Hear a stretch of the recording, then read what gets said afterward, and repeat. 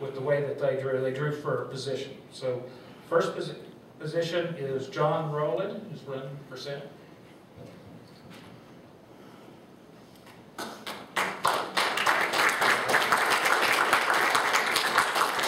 We have Chris Mapp, who's here.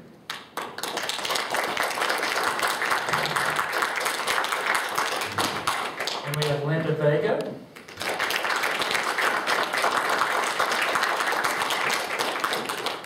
We have Reed Reeser. And last but not least, we have Dwayne Stovall.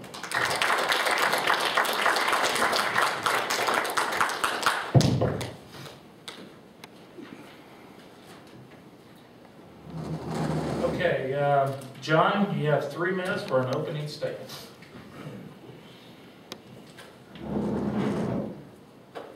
Good afternoon, and thank the sponsors for holding this event. Thank all of you for attending, and I hope that you will spread the word about this event to people who are unable to attend. My name is John Rowland. I am probably best known as the founder and president of the Constitution Society, with website at constitution.org.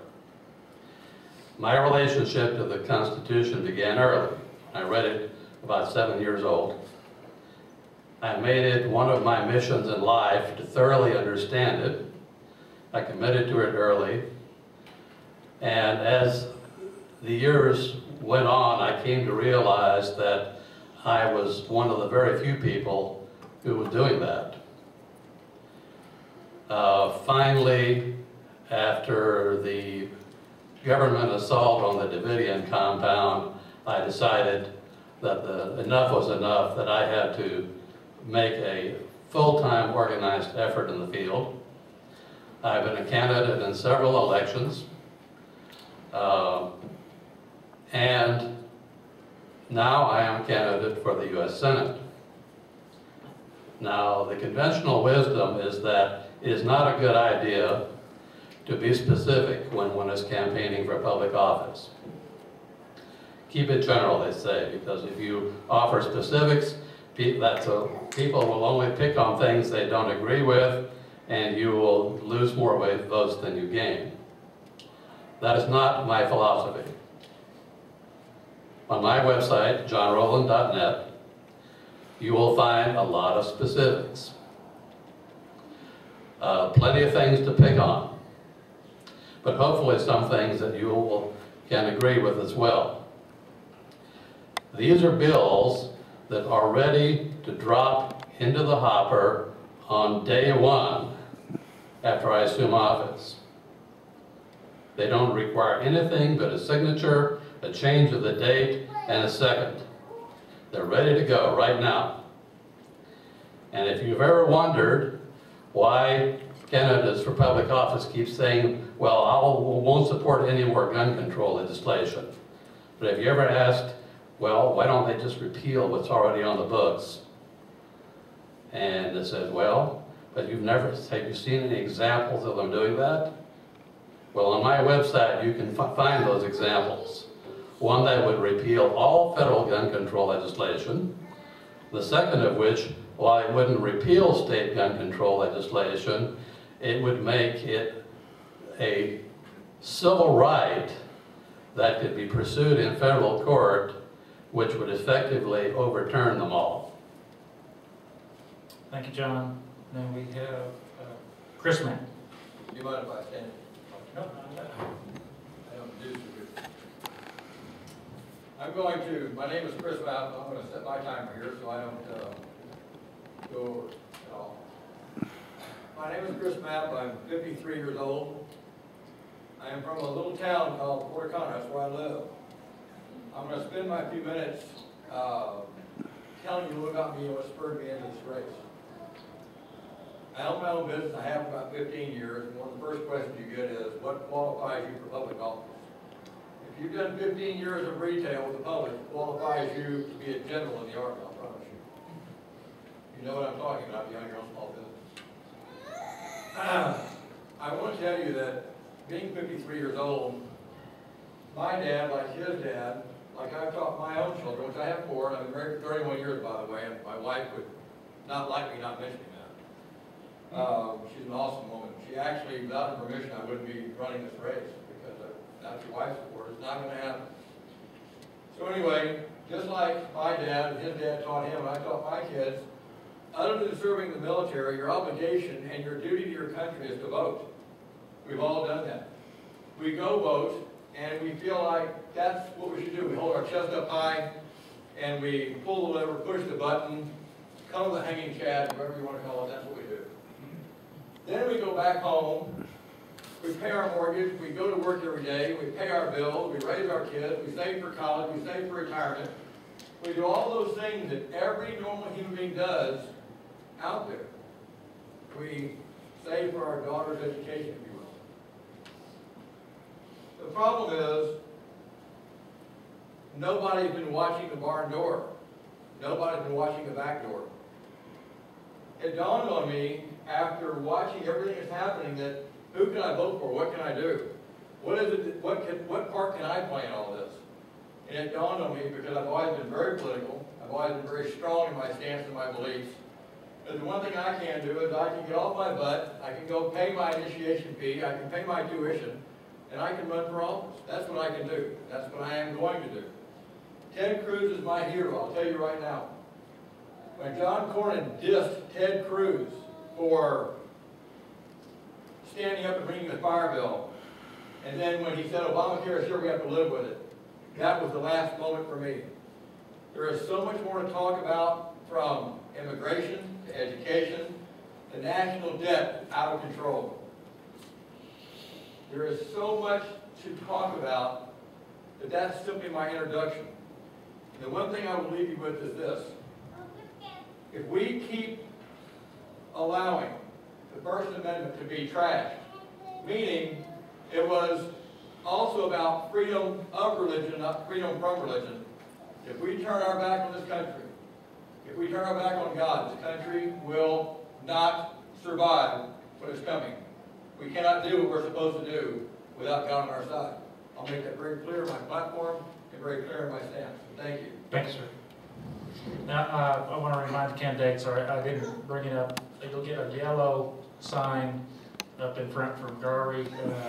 That's the 30-second warning, and then the red will tell you to finish your sentence. So, Linda Bacon, please.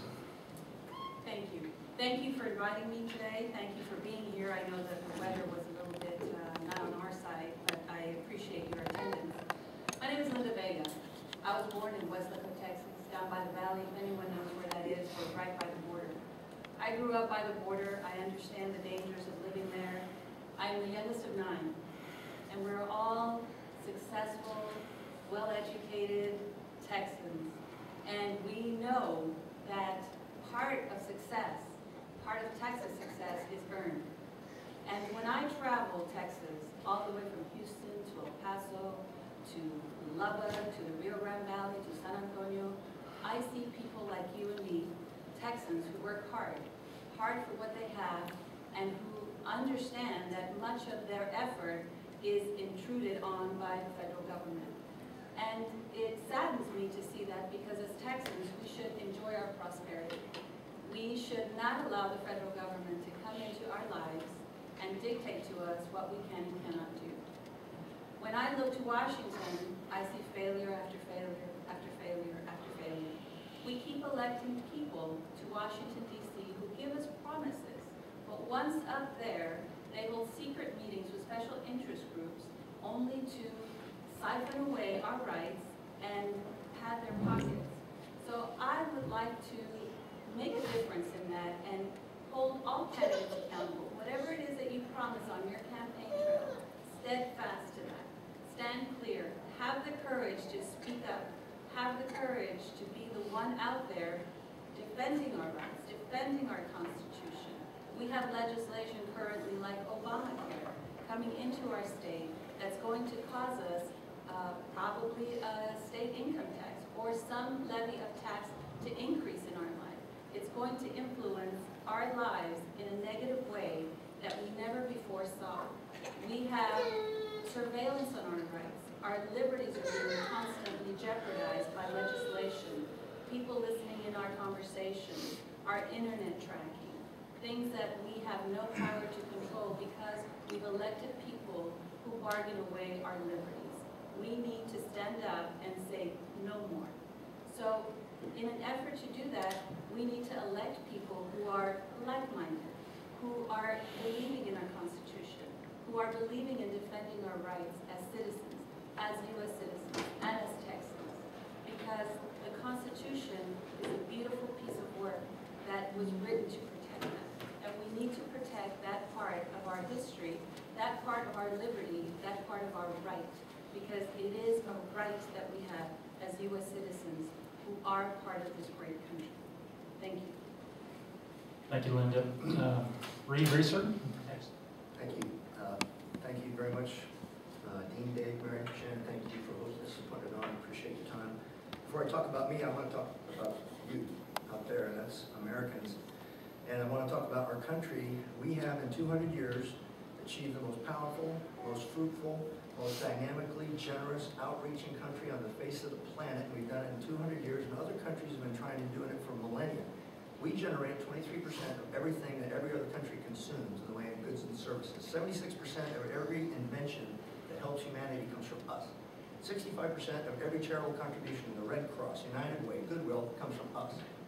We do that because we have a unique brand of freedom that's different than everything in the history of the world ever started. And that is the federal government of the United States. You may not take what we, the states, do not yield to you through Article 5 process and ratification. You may not take it. In fact, it's illegal to take it. If you read the 10th Amendment, that's what it says. That's what Article 5 says. Unfortunately, as my colleagues who set up here very straightly, they have taken it. In fact, I want to add a little bit more on what Mr. Mapp had to say. They're not just taking the first, they've taken the first, the second, the fourth, the fifth, the sixth, the eighth, the ninth, 10th, the 14th, and the 27th are gone. The only one that will still remain is the third and the seventh, and that basically means they can't house troops in your house, but that's going to change pretty soon too. Not only do that's enough, but that's enough and give it back. That's enough and give it back, and you folks that took it need to be held accountable for taking it, because it's against the law to do so. I'm pretty upset about it because 700,000 people of my colleagues, and there's many people here in the military that have died for these rights, and 23 of my friends have died, and I've watched my friends burn to death for it. And I said, as soon as somebody ever tramples on these rights, I'm going to stand up, just like Matt did, just like our colleagues here are doing, and saying that's enough. I applaud you guys. Thank you very much for that.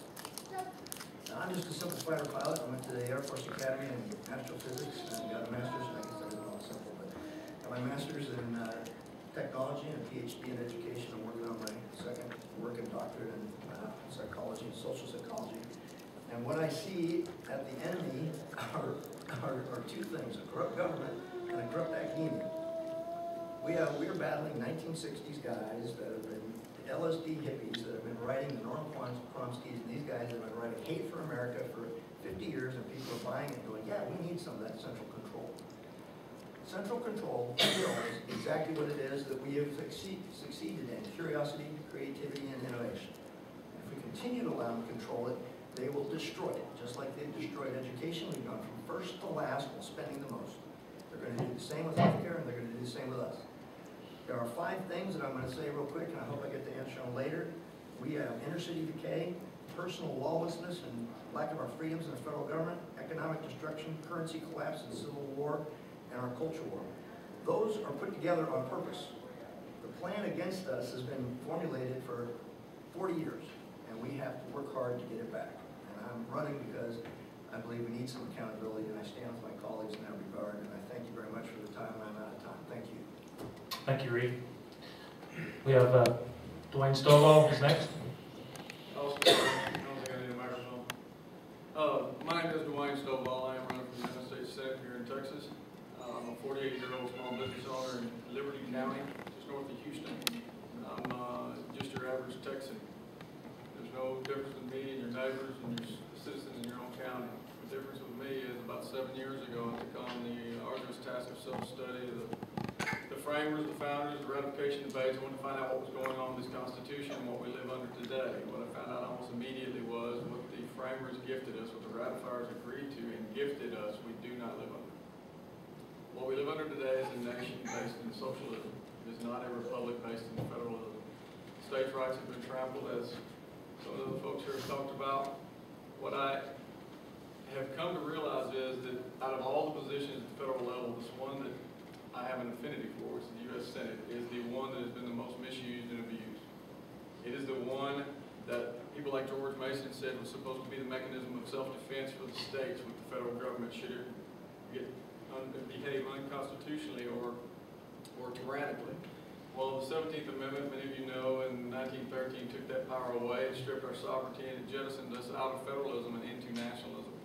Today we have no control of that U.S. Senate position. They run rogue. They answer to other people in our states. And the basic duty of a United States Senator is to look after the best interest of our state. Now, everyone in this room, I'm going to assume, considers themselves to be conservative. I think there's some basic principles in our lives that we can all agree to. One of them being you cannot get out of debt by creating more debt. Very simple formula. I think that sticks and holds. You can't break that argument. The fact is, what we're running against, the individual incumbent, has been one of the biggest supporters of growing the debt, raising the debt, increasing the size and scope of the federal government, expanding its unconstitutional powers for the last 11 years. My issue is this: when you have one senator who obviously gets it, understands their role, will stand and fight, hold on principle, which is what every person you elect should do all the time, every day. You have one in Texas who stands and holds on principle. You have one that does not. I am going to replace that one. It's not about whether you are educated. It's not about whether or not you are well-groomed or a polished politician. It comes down to whether or not you have principles, whether or not you have virtue, whether or not you are going to stand your ground and protect the best interests of the state of Texas. That's what I'm here for. Thank you. Thank you. All right, now we'll start the first round of questions, and we will start with John Rowland, and you'll have 2 minutes to answer. And Sharon, you're up. Probably don't need it, but okay. Mr. Rowland, the first question is, are you in favor of the Affordable Care Act, commonly known as Obamacare, as it was passed by Congress and signed in March of 2010? If so, do you agree with the Supreme Court that it is a tax? If not, how do you feel it should be changed, i.e. defunded, repealed, reformed, or any other manner that you feel it should be subject to? I most emphatically do not feel that it is either constitutional or good policy. The Supreme Court got it wrong, or more particularly Justice Roberts got it wrong. There cannot be a tax on doing nothing. That is not a proper taxable object.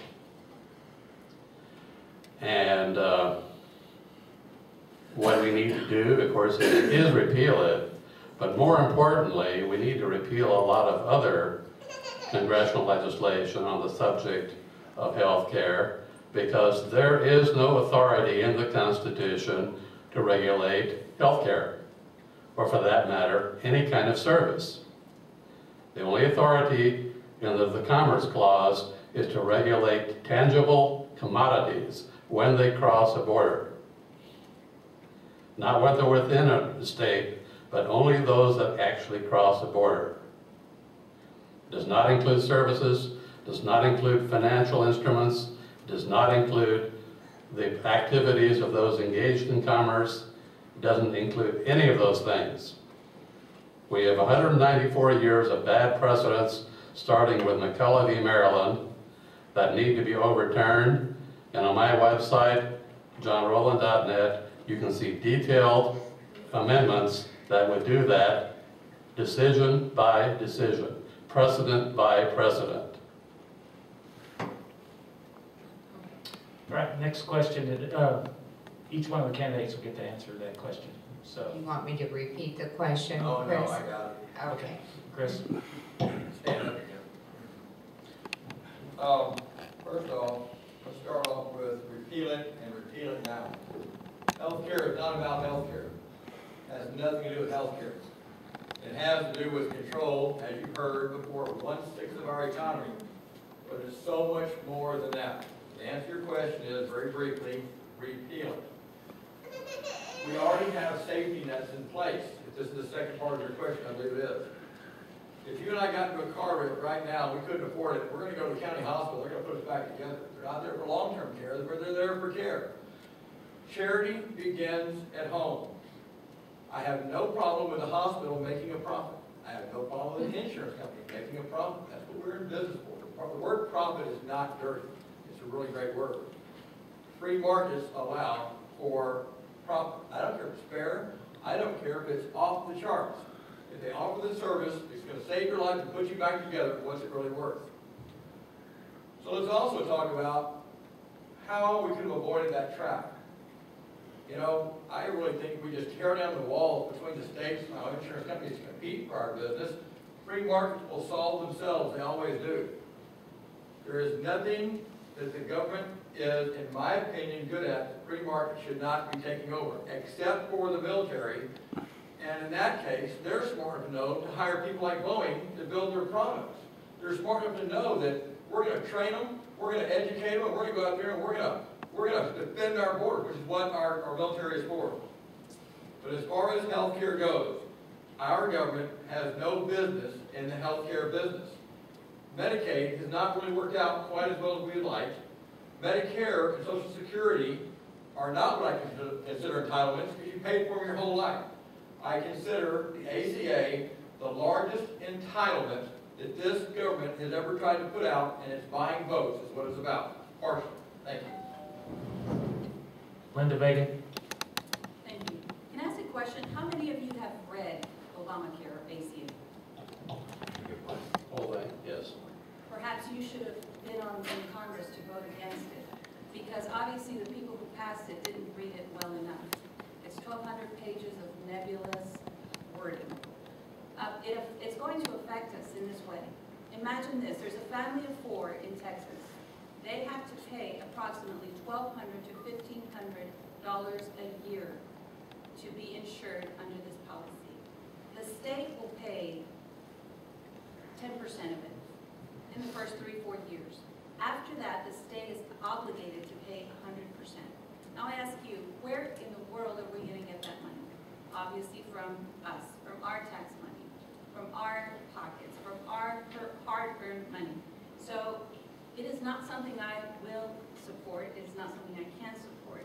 Yes, it is a tax. I think the ruling that the Supreme Court gave was unconstitutional, against our interests, and it goes back into the states. This is something that the states have a right to regulate, to understand, because each resident in each state is different.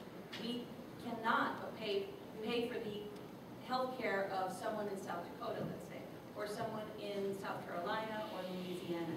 Texans should be able to pay and afford their own affordable care here in Texas. How should we repeal it? Well, obviously when there's a law passed, it's difficult to bring it down altogether. We need to slowly repeal it. 1, by rejecting it, having it not be implemented in Texas, number 1. Defund it, because if we don't, we're about to grow the most disliked agency, like in the IRS, in the government. And that is going to be so intrusive on us, because that, if we don't pay that lien, that tax, there will be implications which include liens on our property. That is unconstitutional. Thank you. Reed Reeser. Thank you. I'll stick with the mic here because I want to cover some things pretty quick. It is unconstitutional. I'd like to outline why it's unconstitutional. All revenue bills have to originate according to Article 1, Section 7 in the House. This originated in the Senate. The Senate, I agree, one of the most corrupt group of people right now. They're trying to run our country into the central control of the one that originated it. As soon as the Supreme Court ruled on it, and they didn't say it was constitutional, what they said to the lawyers was, the only way you can make this constitutional is if you call it a tax under the Commerce Clause. As soon as they said that, it's unconstitutional because it originated in the Senate. It has to originate in the House. And also, how can the law violate the law? If you're going to have the ACA violate the First Amendment of our religious liberties to say you may not force our Catholic churches and our Lutheran churches that now you want, or hospitals, you want to redefine those as a hospital and not a church. And force us to have abortions, that violates our First Amendment. It also violates our Fourth Amendment of privacy. Everything that your doctor now says is now online digital that the federal government can have. And when your doctor becomes an agent of the government, which mine did, once he found out I was a Tea Party activist, he cut my medication in half, scheduled me for psychiatric eval, and said, we no longer want to have you here. Yes, that is going to happen when our far-left doctors become agents of the federal government.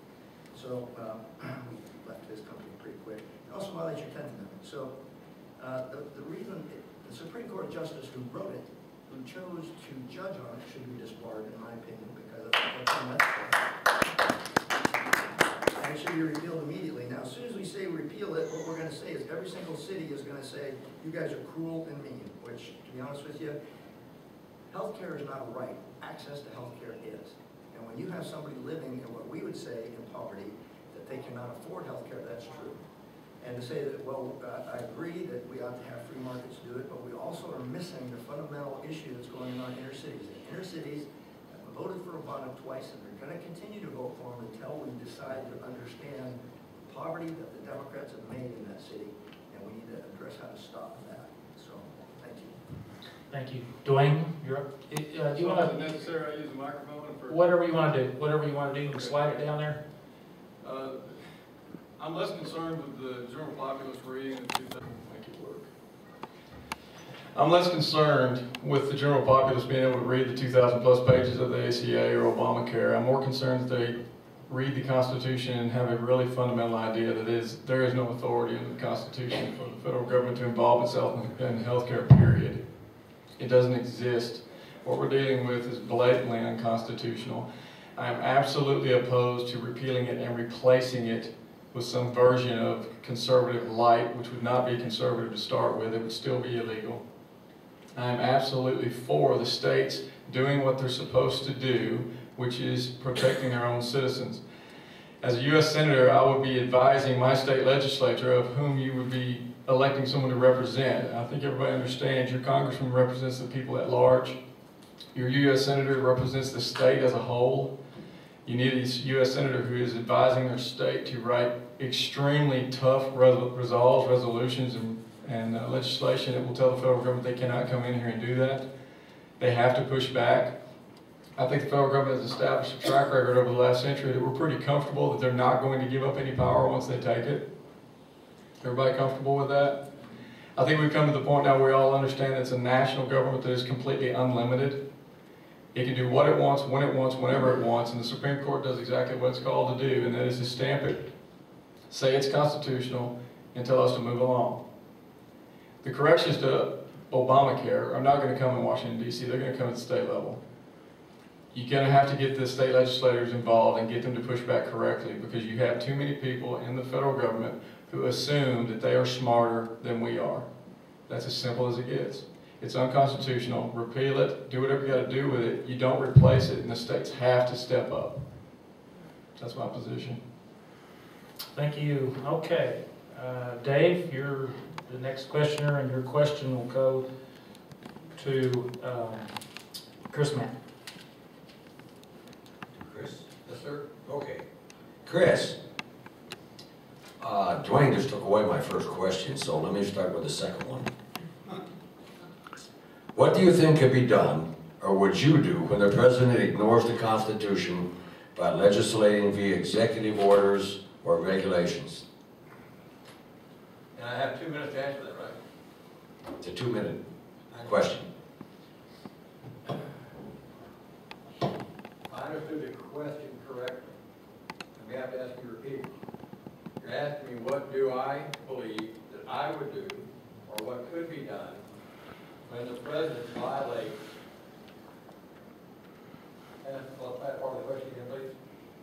Yes, when the president ignores the Constitution by legislating via executive orders or regulations. You know, it's a tough question, because the only thing I think you can do is to try and hold him accountable. And from what we've seen just the last 24 hours with what's happening in the Senate, when you can't hold the Senate accountable, how do you hold the chief executive? It's a tough question. I think the only thing you can do, really, is, in all honesty, stand on the Senate floor and read about green eggs and ham. I think you have to get your message out loud and clear. I think you have to call an issue when it's an issue. I think you have to rally the troops, meaning the Republicans in the Senate are so fragmented, they're so afraid to step on somebody's toes. They're so afraid to be seen as the bad guys. You know, I'm not afraid to be seen as a bad guy. I've got big, strong shoulders. I've got a big, strong backbone. And I think you have to rally your, not only the GOP to your side, but there's conservative Democrats here too that are fighting for their jobs. I think we have to be willing to not worry about the next vote, but do what we're voted to do. And that's how we answer that question. It's not an easy answer, and there is not an easy fix. But standing firm and standing with your convictions, I believe, is the fix. Okay, Linda? If our president ignores our Constitution and implements his own law, that is no longer a democracy. That is no longer in conformance with what our Constitution asks for. I would seek to impeach him. He then becomes a dictator. He implements his own points of view, his own line of what he believes we should have. If someone tells us that we don't need to read laws to understand them, beware. We need to know what laws apply to us and how they apply to us to dismantle them. Otherwise, we're going to live in ignorance. And we're allowing people like our current president to dictate to us what we can and cannot do without our voice being heard from the representatives that we elected. So it is not in the Constitution, it is not legal, it is not in our best interest to allow someone like the President of the United States to tell us by executive order what we can and cannot do. It is up to those three branches of government to allow us. Okay, Reed? That's a very good question. First, I'd like to talk about why they're doing what they're doing, and they're doing it under the guise of we're at war. And we'll hear several of us Senate colleagues up there, specifically McCain and McConnell and those guys, bell we're at war. No, we're not. There is no war resolution. There is no war declaration, and only Congress, through a declaration of both houses, can declare war. Even if we are at war, there's no justification for ignoring the Constitution or the Bill of Rights. The only time when you use the word war, all that does is it allows for executive orders to be stepped outside the bounds of the federal government. And that's how we imprisoned our Japanese friends on the West Coast during World War II as a formal declared war. Without that war declaration, which we don't have, the only force we're having right now is a military authorization use of force from 1990, which is immoral. Here's some steps you do. First, we go straight and we try and enact it in the Senate. If that doesn't work and the Senate won't do it, then we impeach them. If that doesn't work and the crimes are severe enough and the American supports it, there is an adjutant general. And the adjutant general is the only person in Washington, D.C. that has the ability to arrest people for violating the Constitution. Before you do that, we've got to make sure that we have the judge who will try it, which will be almost nobody. So we have to find a judge that will do it. The crime has to be severe enough, and we have to have the force behind it, which would normally be an independent arm of the police. More than likely going to have to be somebody who is a sheriff that doesn't have any combined with politics that will back up such action if the crime is big enough. If we're going to force the constitutional crisis, we can kick it back to the states. The states have Article 5 power. That means the states can pass amendments that we can force the federal government to comply with. We can change the Constitution and limit them. There's some people out there that have great ideas on that. You can read about them on Article 5 amendments, and also you can read Mark Levin's in his book on the Liberty Amendments. I support a good portion of those. We need to definitely restrict why we have a Senate Majority Leader who has the ability to set the entire legislative course for the entire nation is not constitutional. He shouldn't have that power. We need to take it away from him. Dwayne? In the role of a United States Senator, the only thing you can really do is try to work with your cohorts from Texas in the House to institute an impeachment hearing. You don't really have anything you can do. We're all taught that the federal government is made up of 3 co-equal branches. That's dead wrong.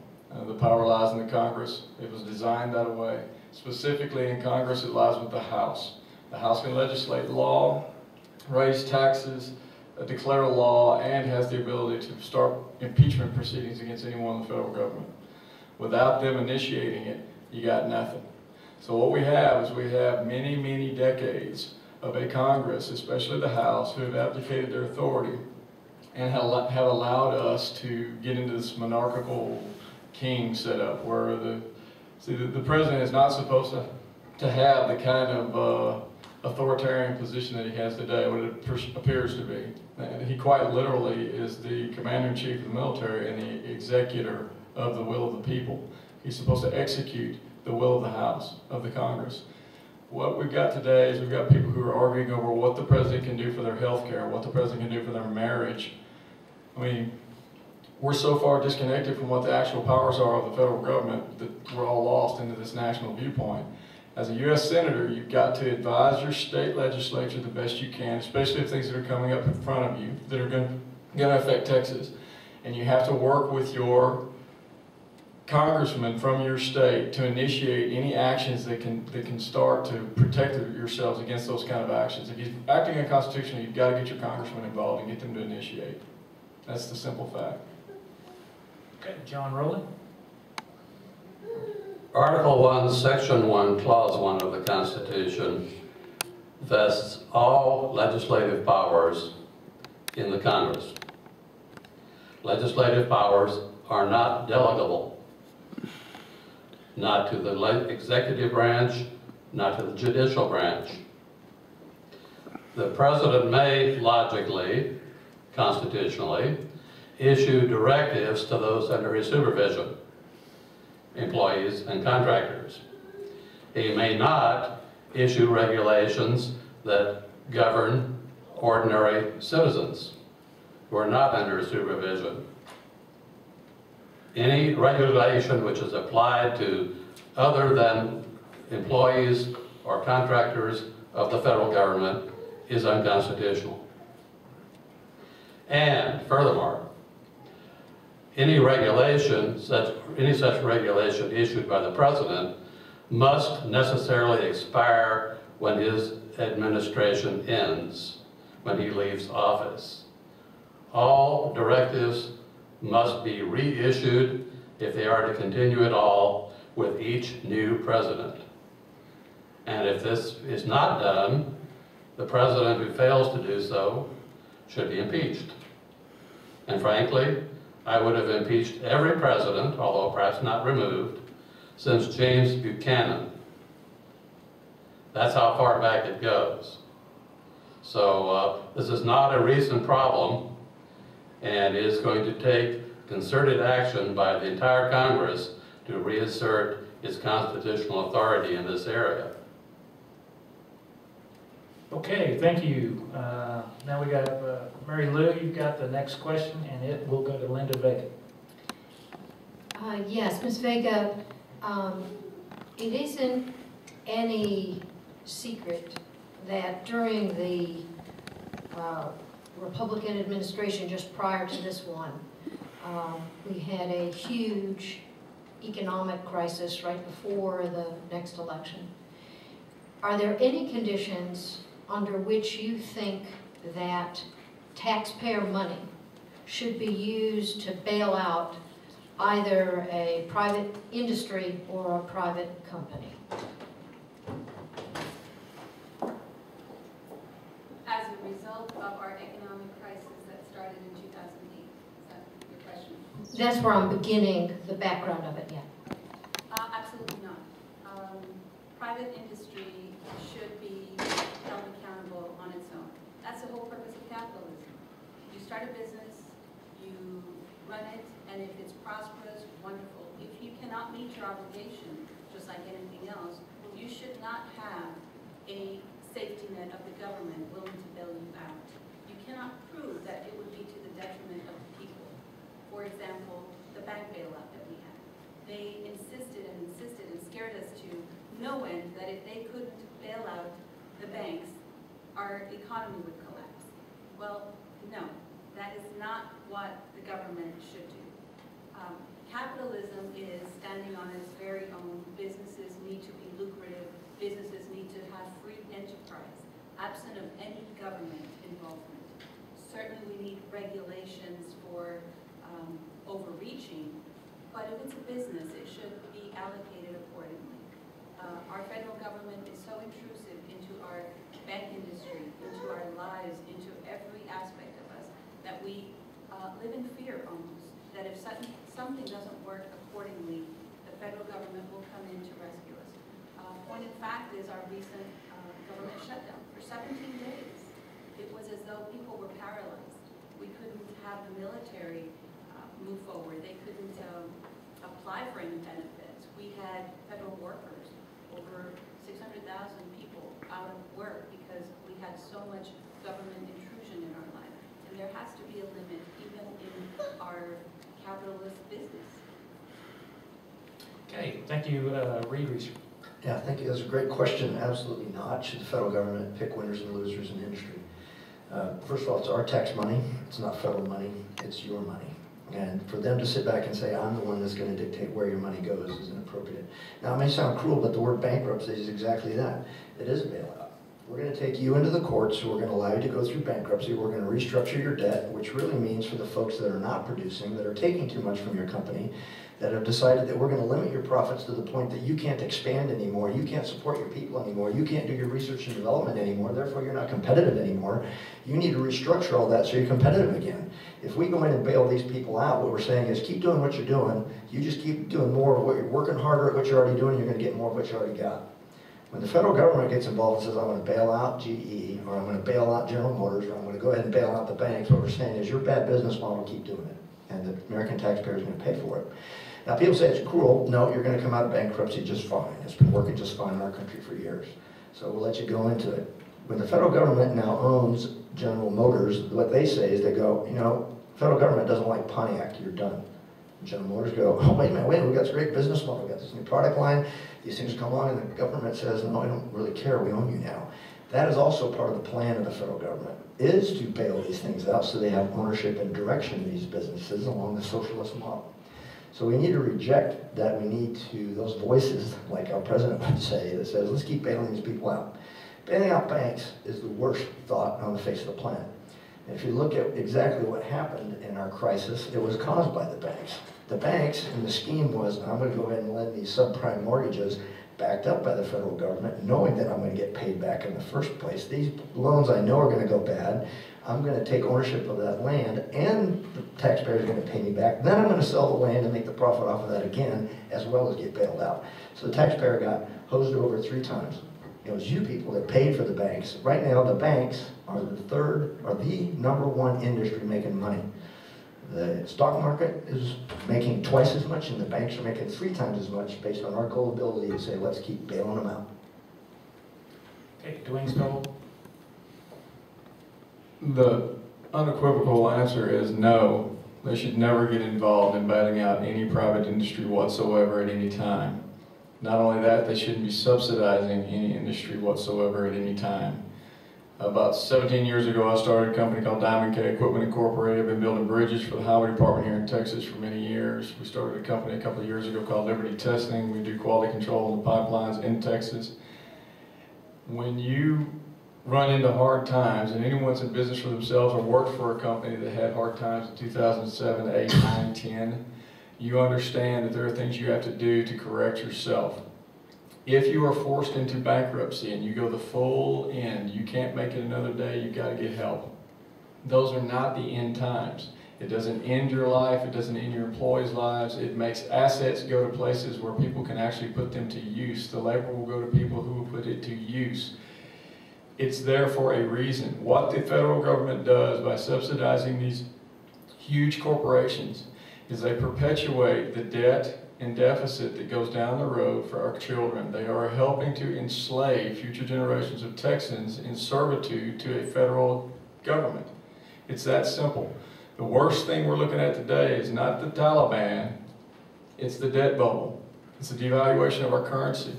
When that blows up in our face, we are in deep, deep trouble. The federal government has got to start divesting its power back to the states, and somebody's got to be up there telling them to do that every single day. That's the issue we're having today. They've got to get out of our daily economic lives. That's the biggest problem we have. John Rowland. It's important to understand how we got into this situation. There are actually two economies. What we might call the productive economy and the financial services economy. The financial sector mainly speculates in debt instruments. Those debt instruments were made possible following the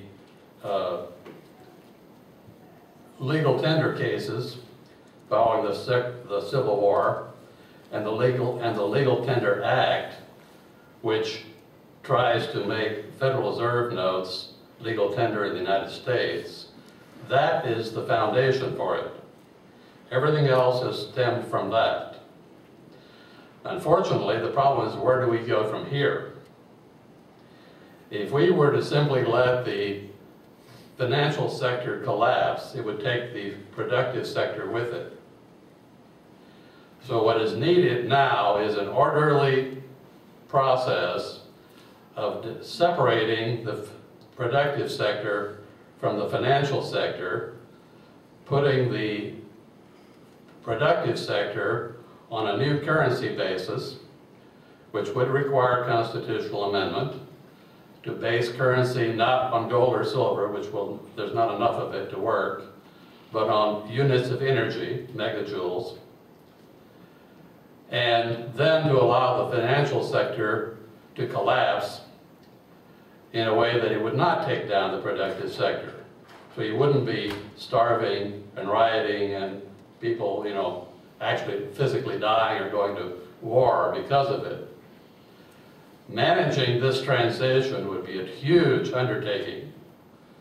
And I know a lot of economists, a lot of people, and there are almost none of them who even understand what I'm talking about, much less are prepared to do anything about it. All right, Chris Mapp? Could you repeat the question? Heard so much, I just need to redo it. Yes, I reflected on the period of time right before President Obama was elected, in which the nation had some economic problems under the prior administration. And my question was, are there any conditions under which you think the federal taxpayers should bail out a private company or private industry? No. Our federal government was not designed to be a bailout. If you've ever written a bad check, it goes to the bank, you're going to pay a premium for that bad check. When it goes to the individual who wrote the check to, you're going to pay another premium. And that's what we did for a bunch of bad checks.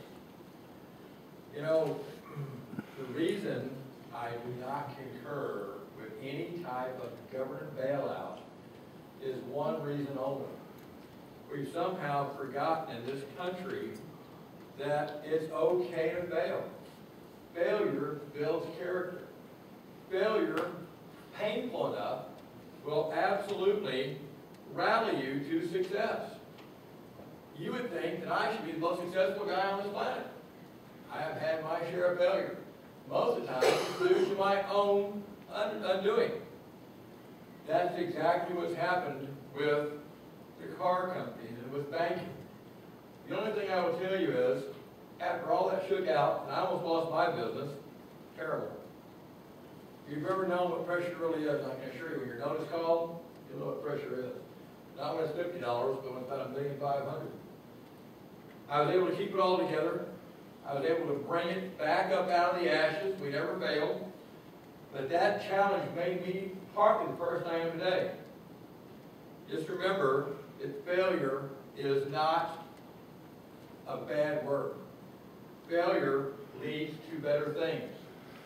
I will also tell you that I was so proud of Ford for not accepting a dime of bailout money. I now own Ford.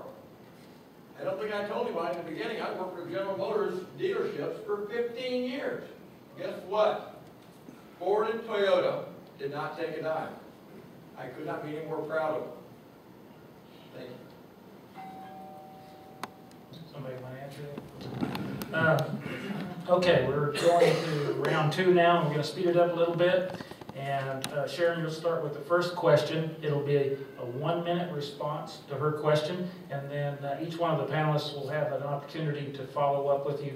And you'll have 30 seconds to answer the follow-up. Okay. This one goes to... Who first? I'm sorry, this goes to Reed Research. Okay, thank you. Reed, since the attacks of 9/11, the American populace has been under a widening level of surveillance. What is the acceptable level of surveillance to which citizens should be subjected based on the 9/11? What a great question. First off, totally reject the fact that we're ever going to be out of terrorism. If we understand the Middle Eastern mindset, at which those of us who have been around the world a few times, they're never going to stop attacking. They're never going to stop killing us. It's just their mindset. So to think that we're ever going to give up any individual liberties for that mindset means they've won part of what they're trying to accomplish. Destroy our economy, destroy our freedoms, and destroy our culture. That's what they want to do, and we should say no to any of it. We should not surveil any citizen without exactly what the Fourth Amendment says. Due process of law in the Fifth Amendment, probable cause in the Fourth Amendment. And that means establishing a threat that the person is credible, then you may surveil them. That's what the law says, that's what we should do. Okay, any follow-up from any of the panelists? I don't have a follow-up. Okay, next question's from Dave, and it's to Dwayne Stovall. Mr. Stovall, the left in this country has continuously tried to complete treaties with foreign nations or with the UN under the guise that a treaty, if ratified by the Senate, even if it's unconstitutional, trumps the Constitution. Do you believe that? Absolutely not. There's no global order or global agreement of any kind. If it circumvents the U.S. Constitution, it's no good. I mean, that's a plain and simple fact here. If it's our law is law. If there is a national agreement that undermines our law, it's no agreement. So, no, sir, absolutely not. Any follow-up on that? Okay, we go to Mary Lou, and you'll question John Rowland.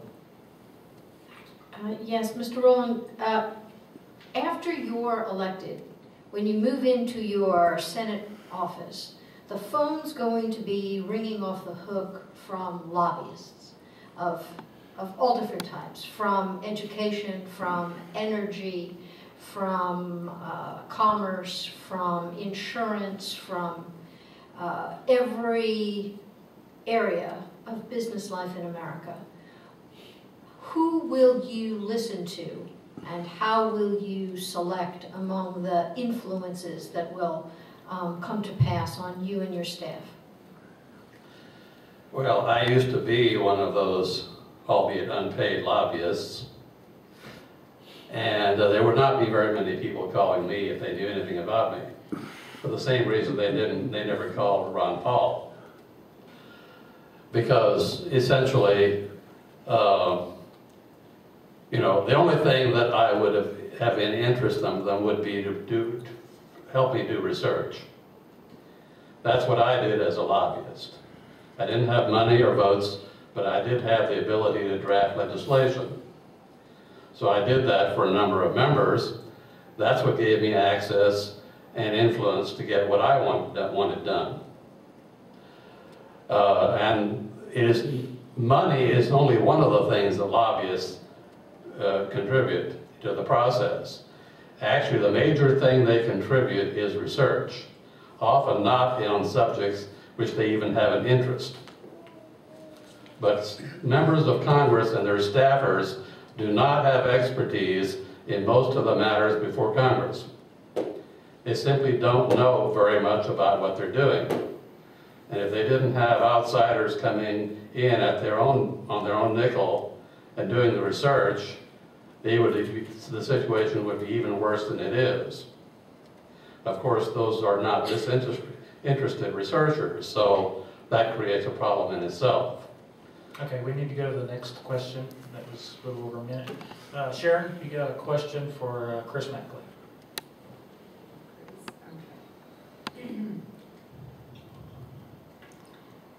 Pretty simple.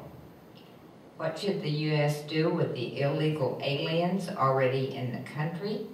And should there be a path to citizenship for some of those? That is a question I really want to touch on. The problem is I can't do it in a minute, so we're going to get the small version, okay? There are two groups that we need to speak to about immigration. The second group we're going to talk about first. That is the ones that come across our border illegally. They fulfill jobs that Americans feel like they are too good for. They send their money back home. They do not want to contribute to society. They want to take from society, whether it's entitlement benefit, whether it's health care benefit, whatever the benefit is. They know they're illegal when they came here. Everybody deserves an opportunity, but there's a process. They're going home. That's the second group. The first group is the group I want to talk to that was brought here unwillingly, 8, 9 years old. They were educated in our system. They are now married to U.S. citizens. They are productive members of society. They file their tax returns. They do exactly what we're asking. That's the group I really want to speak to. That's the group I want to offer citizenship to. All right, I've got a follow-up on that. Do you all have follow-ups? Okay. You breezed over it real quick. I'm sorry. Yeah, I know. The part about they've got to go home. Okay. How do they go home? How are you wanting them to go home? I appreciate that. That's, I couldn't do it in a minute. So how long do I have for the 30 seconds. How many? 30 seconds. Okay. Group number 1 has got to influence group number 2. A national roundup would be more than embarrassing. It's not something that this country would stand. It would pretty much take place in Texas, Arizona, New Mexico, and California. We have to understand that sending somebody back is almost impossible once they're here. Preventing them from getting here is going to be the cause. Attrition will take care of themselves on their way back, or when they commit an illegal act, or they're found out to be illegal in the country. So the process needs to be better, more streamlined, but prevention is the real cure to that question. Okay, let's throw that question over to Linda Vega also. Can you answer that? Do you need it to be repeated? Yes, please repeat that. That came from you. Give it, okay. How did I ask that to you? What should the U.S. do with the illegal aliens already in the country? And should there be a path to citizenship for some of the illegal immigrants? We currently have approximately 11 million undocumented people here. We don't know who's here. We fail to give, like to, or pass any type of legislation that would let us know. My concern is those people who are here to harm us are part of that pool. We need to figure out how to flush them out and make them known to us so that we know exactly how to do to defend our country. Because seemingly some of those people are here to harm us. That is my concern. I don't believe that we should give citizenship to people who are here illegally and have no viability to stay in this country. We have the Immigration Nationality Act, which is a most complex law to apply. It is so conflicting, and every time that we pass a law, every time we pass a reform, we add to it. We need to take away some, or sift through the law to be able to enforce, because there is no enforcement of these laws to give us way for those 11 million. Okay, let me follow up. Do you guys have a follow-up on that at all with Linda? Currently we know that immigration law is selectively enforced.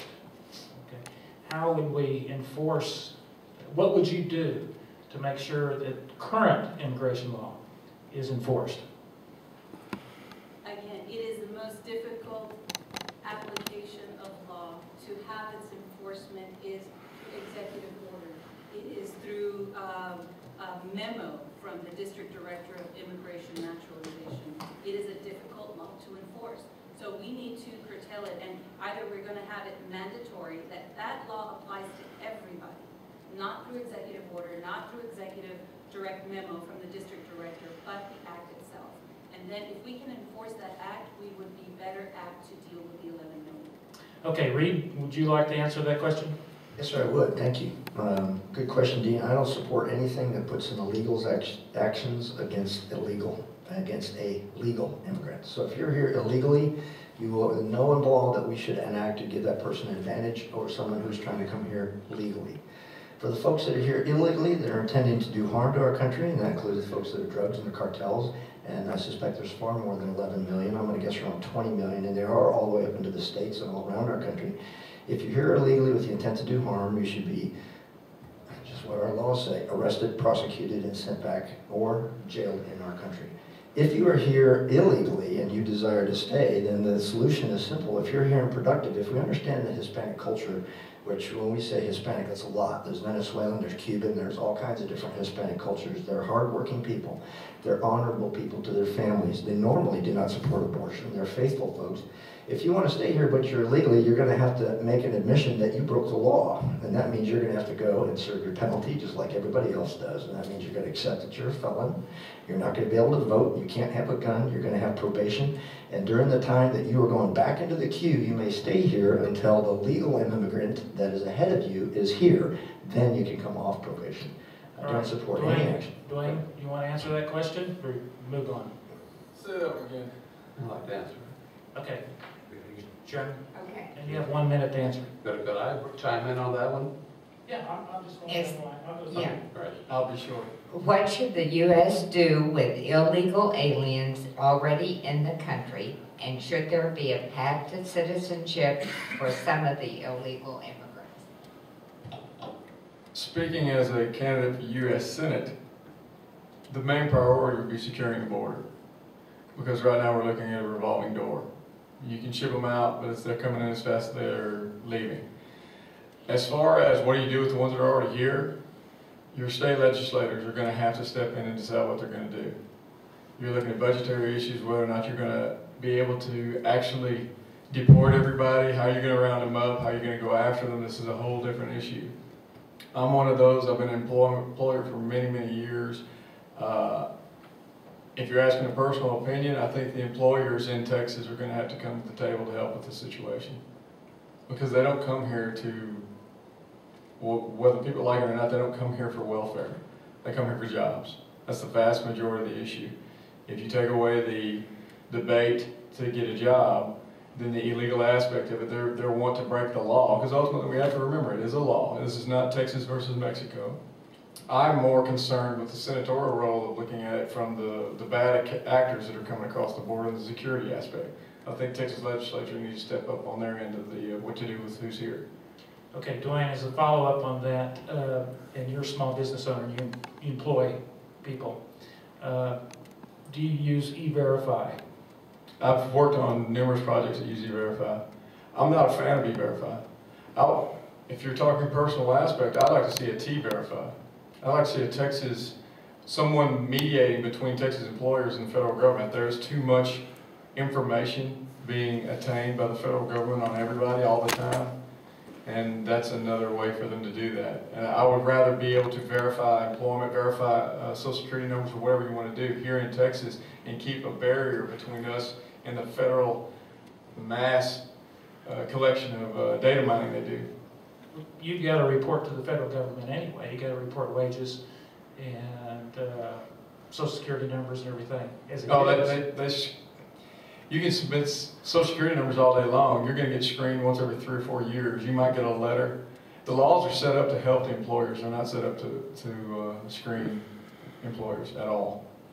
John, good. Well, I would take a quite different approach to the matter and revive the traditional militia system. If everyone, and I mean everyone, from men and women, even children, were required to show up for militia training on a regular basis, people at the local level, I'm speaking now at the level of the ward or the voting precinct, would get to know everyone else who lives with them, what their capabilities are, what their role is in the community. We could begin screening one another without reporting to the central government, and that would identify illegal aliens, it would identify criminals, it would identify the mentally insane, those who are too dangerous to be allowed to run amok. It would serve many, many purposes besides merely defending the country. The traditional militia system, if done right, is the answer to many of these problems. Okay, any follow-up from the panel? Okay, I think we have Dave. You got a question for Dwayne Stovall. Way down in the end. Well, I'm going to ask this, even though you've kind of covered it. The House of Representatives represent the people. The Senate, as described in the original Constitution, represent the states. Since they repealed, or they repealed the 17th, since they passed the 17th Amendment, now we all elect senators, and a lot of people think that's the best way to go. But what, if anything, will you do to represent the state of Texas and support the 9th and 10th Amendments of the Constitution? The best way to do it is to fulfill the duties as were originally intended. It would be nice to be elected and go address the general membership of the legislature of Texas and explain to them that you are the ambassador for the state and that you fully intend to get their counsel on any policy coming before the Senate that involves the state of Texas. I know that sounds antiquated, but it's true. That's how it's supposed to work. When you talk about whether you're going to have lobbyists or special interests coming to your door, it'd be very hard for them to do that if you said, sorry, I got to run this by my state legislature first. You're not sent there to arbitrarily make demands and votes based on your personal behavior, your personal likes or dislikes. You're there representing the state legislature and the state as a whole. It's a very different dynamic than what we have today. I'd like to do that. Okay, any follow-up? So what about the 17th Amendment? Would you want it appealed? Oh, I support repealing it. I just think it's repealed. Excuse me. What did I say? Appealing? I support repealing it. I just think it's a repealing anything. Everybody understands the 17th Amendment gave power to the central government. Asking the central government to give up power is like asking the bully just to stop taking your money every day at lunch. It's just not going to happen. So I thought about this and I said, what's the best way to do it? Well, you just repeal it yourself. I told a man at a GOP executive board meeting in Dallas, he asked a congressman, I will leave the congressman nameless right now, if he supported repealing the 17th Amendment. He didn't know what it was. I got up and told the man, if you'll just vote for me, I guarantee you've done your part to repeal the 17th Amendment, because I'll do it the way it was originally intended. Okay, Mary Lou, you got the next question, and it goes to John Rowland.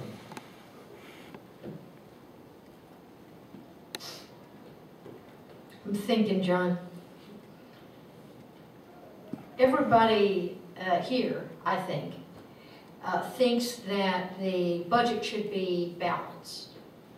Do you think that a balanced budget amendment to the Constitution would help that effort or hinder that effort? It would be ineffective. In fact, it would be a fiasco. I've examined every significant proposal for a balanced budget amendment and found all of them to be thoroughly misguided. Well-intentioned, but they don't understand the process. They don't understand what would happen. The Constitution is only good for certain things: structure, procedures, rights, powers, duties. It must never get into redistribution, and that includes budgeting. Budgeting constraints have to be introduced in a different way. And the way to do that is to do away with fiat currency. You have the problem we now have with budgeting, with fiscal and monetary policy, because we use fiscal currency, fiat currency. And as long as we use fiat currency, as long as we can simply print as much money as are needed to do anything, we will never solve the other problems. And if we do, it will take care of itself. That is the key. If you don't do anything about that, there's nothing to prevent the Federal Reserve from paying the bills of the government directly without buying U.S. bonds. Okay, thank you, John. Sharon, you've got the next question, and it's going to be Chris Mapp.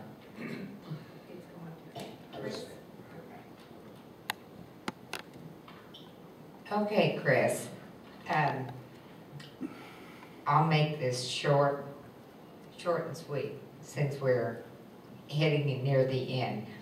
Should marijuana or any other drug be legalized? Why or why not? No on legalizing marijuana. No on legalizing any other illegal drug at this point.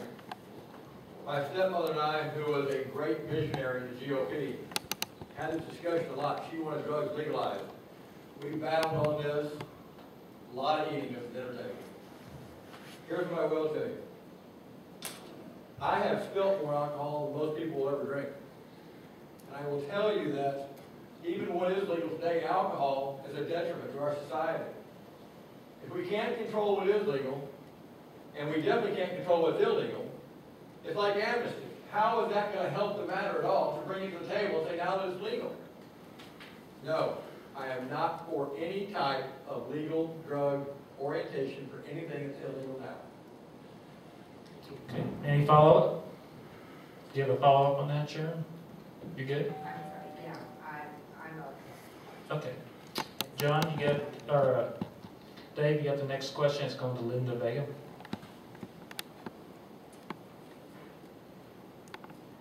Well, I'm running out of questions. I've got a long one here. I don't know if there's an easy answer. And it came from a good friend of mine. And it goes as such. Opposition to Agenda 21 and its plan to merge the sovereignty of the U.S. to the world is now a plank in the Texas and National Republican Party platforms. What is your awareness level of Agenda 21? And how will you fight this federally directed push into our cities, counties, and states? You know, one of the most destructive things I think that we ever did in this country is to allow the United Nations to be such a large entity to come into our life. It was set up as a structure to keep peace, because obviously after World War II we couldn't be able to regulate and be humane. What we did to Jews then, and we, I say we because we could have kept that from happening. And now to assume that we want to be part of a global world is to take away from our freedom as Americans. And it is not something that we as Americans would embrace, because as the Constitution would have it, we are set up with rules and regulations that would give us liberties here within our own circle. To allow other constraints or the world court to come into our lives is something that we should not be obligated to honor. Okay, any follow-up from the panel on that? Sharon? Basically, Linda, what would you do to see that that did not happen in the state of Texas?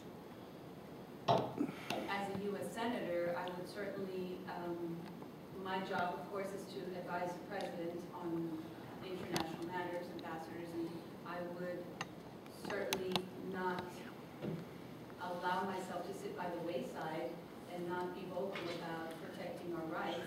I would seek to stop any type of amendments or any type of liberties given away to foreign nations.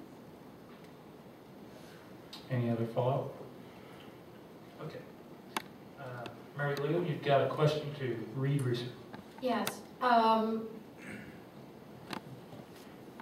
Some of us, I will include myself, hope that our existing sitting senator in this particular place will be replaced.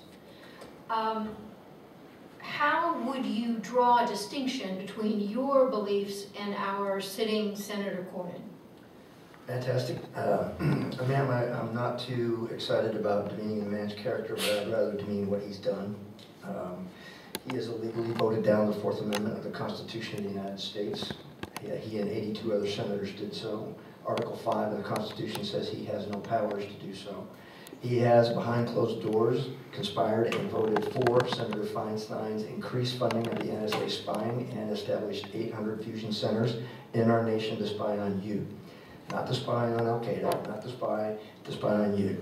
He has not stood up and taken a stand as the Senate Minority Whip to bring these issues that our colleagues have brought up here that says you're violating the law. I think the man in himself, as he continues to speak and present himself as a conservative, is a charlatan, and I don't want to talk about what he did in Texas. I think you people know very much some of the things that were done here. But I would distinctly say that the man does not represent the Constitution of the United States, and he doesn't represent we in Texas who say we have to be principled in how we rule, and you are not representing the rule of law. Any follow-up? Any follow-up questions on that? Okay. I don't have any follow-up, but I'd be interested if the other candidates could very briefly I think that's a good tell how would you distinguish yourself? I'm not saying it's a hard task. How From short an answer do you want? Senator Cornyn. In comparison, he's Alexander Hamilton and I'm Thomas Jefferson. Historically speaking, we've all been taught, we understand, we sit around the coffee table and we talk about the Democrats. Boy, the Democrats want to blow up the government, they want to get as large as they can, they forget about the debt ceiling, they want to grow it, make it as large as possible, they want unconstitutional powers, they want to have as many people as they can put in servitude to it. Grow the entitlement class, get that collective redistribution going. What if you elect me and I go spend over a decade generally voting with the Democrats to raise the debt, expand the size of the government, and take unconstitutional powers? Would you re-elect me? No. When you hear I'm conservative just like you, it's a lie. You don't tell me you're looking after my best interests while you enslave my children and my grandchildren in chains of debt. Don't do it. That's the two things I would never do. Vote to raise the debt, vote to grow the government. Not going to happen. Okay. Maybe we could hear from the others very briefly. All right. Well, I can explain this in a way that cites an anecdote.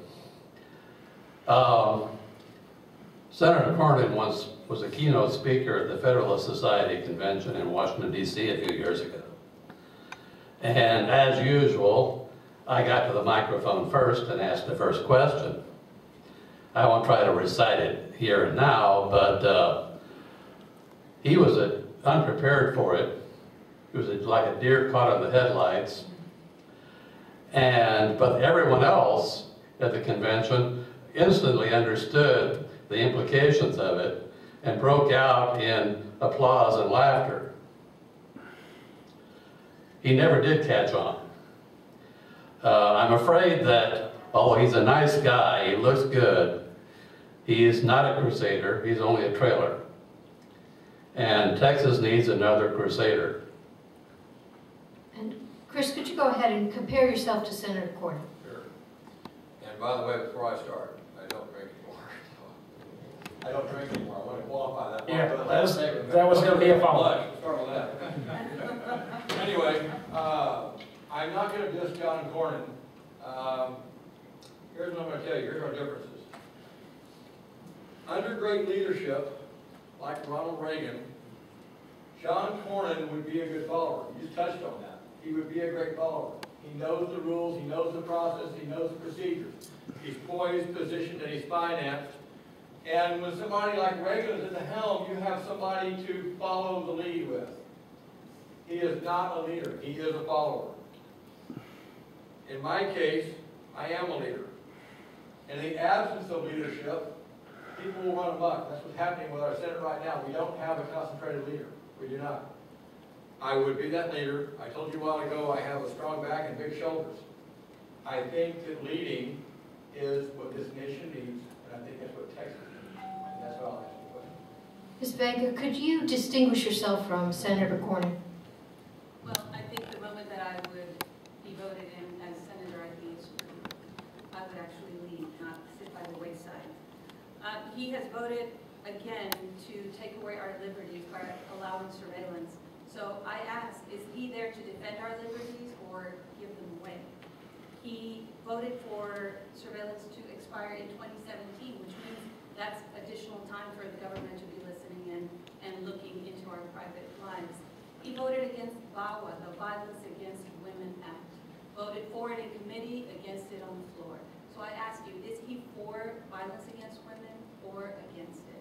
Is he there to protect? Recently, he said that he was going to propose something for trafficking victims. That includes women. So how is it now he's for women, now against them?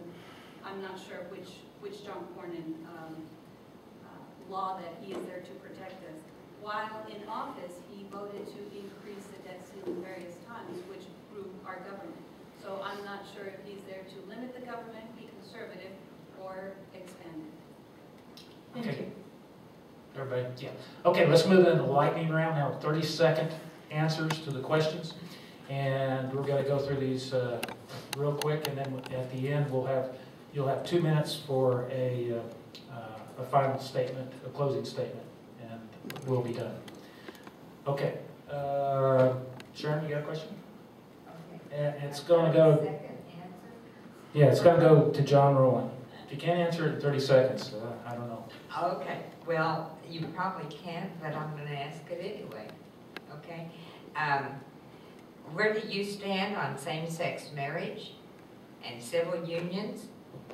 And do you believe that marriage benefits should be available to all couples? Yeah, I think Well, first of all, that is not a proper issue for a United States Senator, because it's not a proper issue for the federal government. As for benefits for couples of any kind, married, unmarried, or whatever, there shouldn't be any of those benefits in the first place. So. See, that's easy. That was easy. That's 20 seconds. Yeah. Do you want to throw that down the line? Chris, you want to answer that? Yeah, but I didn't hear the last part. Ask one more time, please. Okay. Where do you stand on same-sex marriage and civil unions?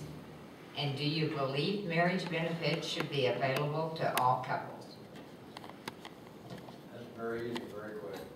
Marriage is between a man and a woman. I do not believe in same-sex marriage. I do not believe in civil union. I do not want to have to put that to the forefront.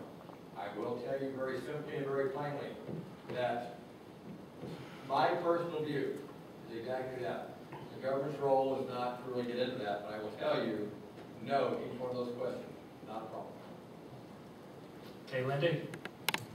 In 1952, we had a law that didn't allow racial marriages.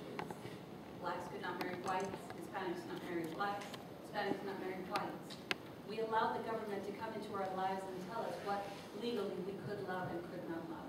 I defend DOMA, and when it was struck down, I ask now, is that a moral law to defend, or is it a law made by man that we should defend?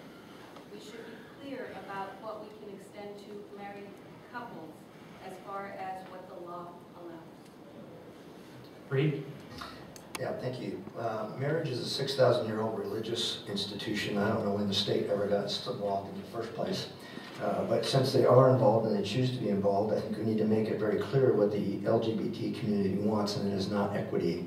They want to devalue the institution that God put here. And when you offer it, you can tell it straight away, and I've spent many time with them, is, hey, why don't we just offer, you can call it domestic union, or no, we want marriage. And it's because they want to mock God, and God will not be mocked. And the objective is to destroy our marriage, destroy the religious institution of marriage, and then go after your kids. So I am deeply opposed to the LGBT objective, and we need to expose it for exactly what it is. It's not Mike, about do you have marriage. a comment on that?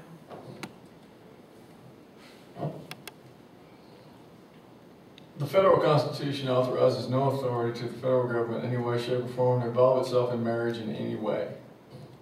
Citizens of Texas are quite capable of managing marriage in any way, shape, or form they wish, and have the authority to do so. We have a constitution in Texas. We have a Bill of Rights. That constitution states clearly the citizens of Texas have said it is one man and one woman. It is clear here is a non-issue. When it comes up at the federal level, it needs to be rebuffed. What they do in other states is their business. That's federalism. We have it here in Texas. Texans can take care of their own business. Okay, Dave, you got a question? Yeah, a couple left, but I Question, don't. hold on, you gotta go to Chris. Chris is first. Okay. The federal government is way too big. If we hadn't passed the 17th Amendment in 1913, none of us were there then, I don't think. Except maybe John. I'm sorry. Anyways, if we hadn't passed that, how big do you think the federal government would be today? I mean, was it really a game changer? You know, it's funny, I just really read about the 17th Amendment the other day. Curious when wherever I go, I cannot remember them all, so I read about them. The 17th Amendment is not a game changer, not really. There was a long period of time where some states had no representation on the Senate level. No, I don't think there was a game changer whatsoever. And I was not alive back then, but I can tell you right now that reading Mark Levin's Liberty Amendments, I can tell you that they want the representation to come from the states, not as a popular vote. I'm undecided about that, I'm very undecided. Okay, Mary Lou, you have a question, and it'll go to Linda. Yes, Ms. Vega, there is a vast federal bureaucracy in education, in environment, in commerce, in every area of life that we could possibly think of. There are agencies who act as the legislators. They make up rules, they interpret their own rules, they enforce their own rules, and they assess fines for infractions. Do you see any way that the Congress can undo some of the vast federal bureaucracy that has taken over our lives? Thank you, that's a great question, and I would know it well because I worked in the government, so I can tell you exactly how those agencies work. You get a little badge, you're told you're a federal agent, you can go into any business and tell them, I work for the government, I'm here to investigate your business, and what they do is not enforce the law, it is not to have you comply with the law, but it's they assess fines on your business, and I'm talking specifically with the Department of Labor, where they can go into any shop, any small business that you've worked so hard to create, and you've got employees, but for one discretionary conduct of the agent, they can put you in bankruptcy or they can close your doors. We have to stop those agencies from taking over our businesses and our lives, and we have to get cuts on those particular agencies. Okay. Follow? I do actually have a follow-up. Do you think that term limits for members of Congress, either the Senate or the House, would increase our ability to control those agencies or decrease our ability to control those agencies? I think term limits is a great idea because you know that you have X amount of number of years to do your job, fulfill your obligation to represent the people, and if you cannot, then it's someone else's turn to come in there again for us to elect people, you and I, because if we keep electing or allowing people to go into Washington, D.C. to represent us who have no interest of representing us, then it's our detriment, it's our liberties, it's our economic malfunction that we've caused. So term limits are a must. Thank you. Okay, I'd like to take that also to every one of the other members. I know that Ted Cruz has put 2 terms. He's limited himself to 2 terms. He's promised to do that and uphold that. And I know that one of the Mark Levin amendments, the Liberty Amendments, is about term limits. If you've read that amendment by Mark, can you comment on that, if you agree with it or not? And if you haven't read it, just give us your opinion of term limits and go to Reed. Yeah, absolutely. Term limits need to be mandatory, and I also want to address the growth of the federal government. Any time in our country that we've succeeded is because we've allowed centrally equipped, decentrally executed, and that means you guys be creative, you guys be innovative, you guys go ahead and use your own initiative to solve things. When we centralize, it destroys that, and education is a classic example of that. We went from first to worst in 40 years and spending the most because we control it. Term limits gets people to stop being inner city DC people and being representatives of their states. We should not have people there being lobbied by folks out of their states, and I think that should be illegal as well. On the term limits, it has to be mandatory, and they're not going to do it because they're about power, money, and control. And we need to force it on them through Article 5, through the states, and change it. Okay, Dwayne? I'm gonna hit all three of these in that same time period. 17th Amendment was an abomination. Reason being, you go back to the ACA, the Obamacare, you had 3/4 of the country did not want Obamacare, right? If the state legislatures had the power to tell their senators, if you ever want to see that office again, you will vote against it, we would not have it. They didn't have that power. Fast forward to what we're talking about with overgrowth of government. I wanted to know what that was myself. Why is it someone in a bureaucracy, a bureaucrat in a cubicle 1,000 miles from me can write something on a piece of paper, their boss can say, yeah, that's good, and the next day somebody looking like SEAL Team 6 can come to my office, hold a gun to my head and say, you will comply or you will go to jail or worse. It's called the APA. It's the Administrative Procedural Act of 1947. As far as... I'm out of time. I'm out of time. I tried. Okay, John, Ron? Term limits is one of those ideas that is appealing, simple, obvious, direct, and a really bad idea. Like almost all other ideas that are simple, direct, obvious. Unfortunately. Now, I actually have a proposal that would do something like that, but it's not term limits as such. And that would be to elect members of the Senate, at least, through a system of sortition. That is a multi-stage selection process, alternating election and random selection. So that there would be a level of accountability and merit selection, but no opportunity for special interests to control the outcome by donating money. Okay, thank you. Chris? I am for term limits, and that goes especially for the Supreme Court. I think that the length of the term limits is another discussion by itself, but you cannot stay a lifetime in your position, and you cannot pass it on to your nephews, nieces, and grandsons. And I think that there's a lot that needs to be addressed on that stage, under the term limits. Yes, I am for term limits.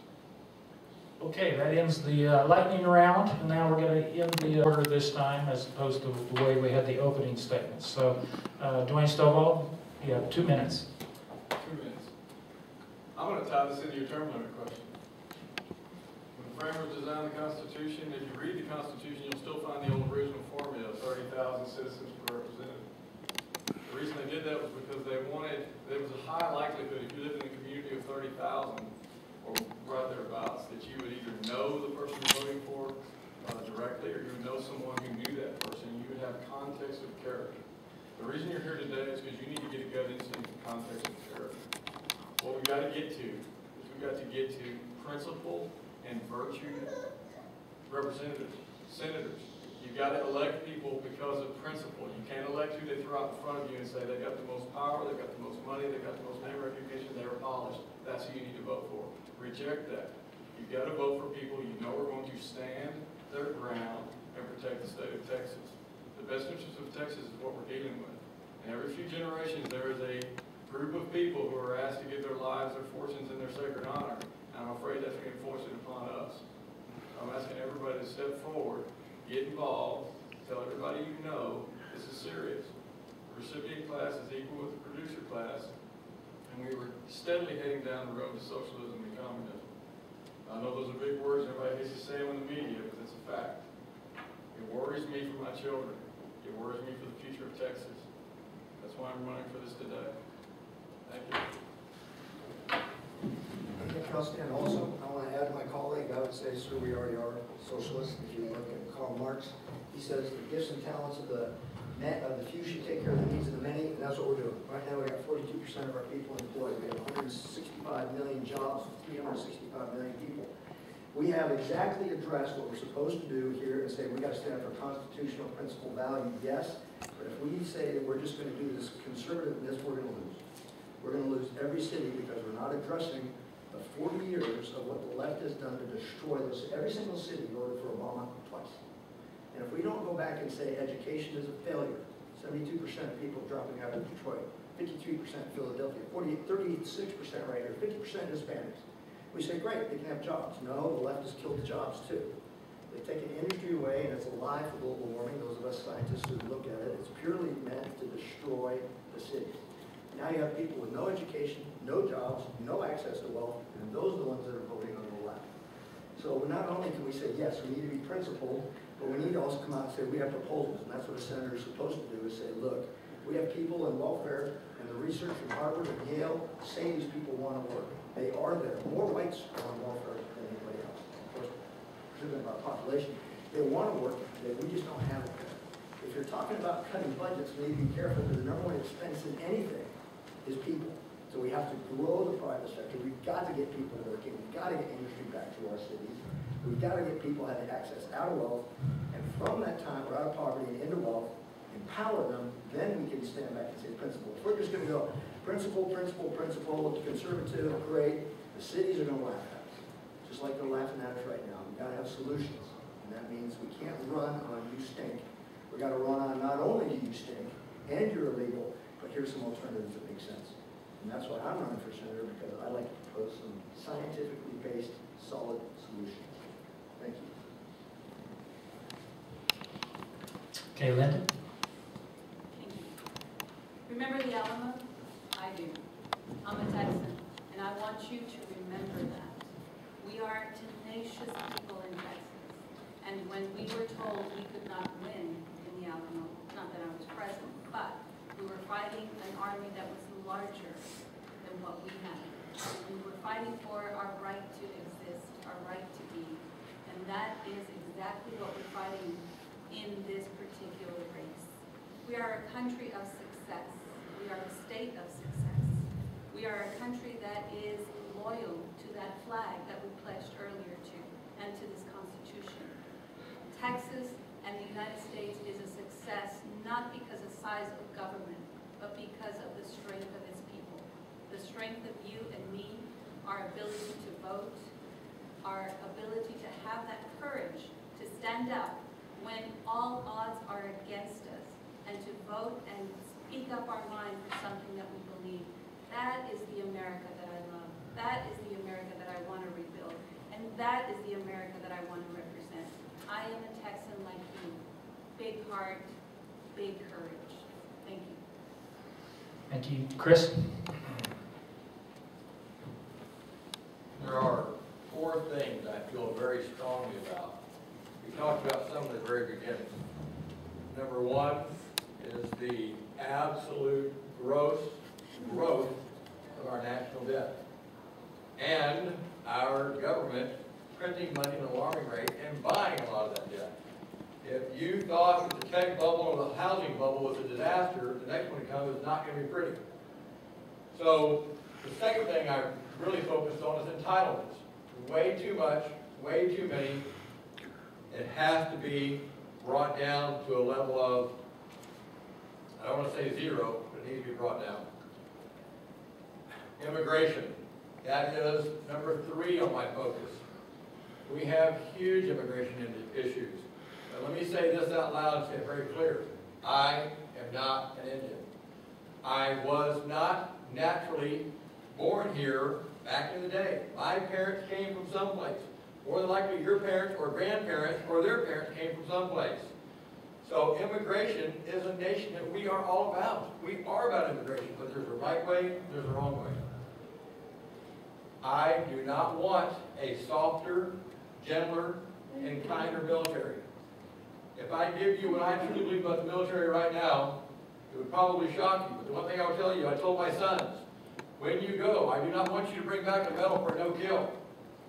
If they're in your way, if they're firing at you, anything is a target, you come home alive. You kill to break the political will and inflict as much misery as you can. That's your job. In closing, I will also tell you that we are at the Alamo. We're doing more than repelling borders. We're having to change and bring a mindset of patriotism back to this country. I hope that answers your questions. My name is Chris Mapp, and I hope I am your next U.S. Senator to replace John Cornyn. Thanks, Chris. John, get the final say. My strategy, if elected, would be initially to seed the field of ideas with a rather large list of specific proposals. You can find many of them on my website. They're not all there because they would be too much. But I also don't expect initially very much support for most of them. Most members of Congress would not understand them. Many would be strongly opposed to them. I'd be hard-pressed to even get a second on many of them. With the help of Ted Cruz, Rand Paul, Mike Lee, and in the South side, Justin Amash, we might just be able to start to generate some buzz. And then if the American people were to pick up on it, and I would definitely be a senator not just for Texas, but for the American people, because I would need their help working on their members of the Senate and their members of the House in every state to move these ideas forward, or better ones. I don't claim to have all the best ideas. No human being really understands the situation we're in. Anyone who claims to do so is a fool. We do not have the ability to manage the world. The best we can do is to try to nudge it in the hopeful direction. But I'm also optimistic that if we do everything just right and just in time, we can get through this. But it's going to take the help of everyone to move the process forward. And I propose to lead that process.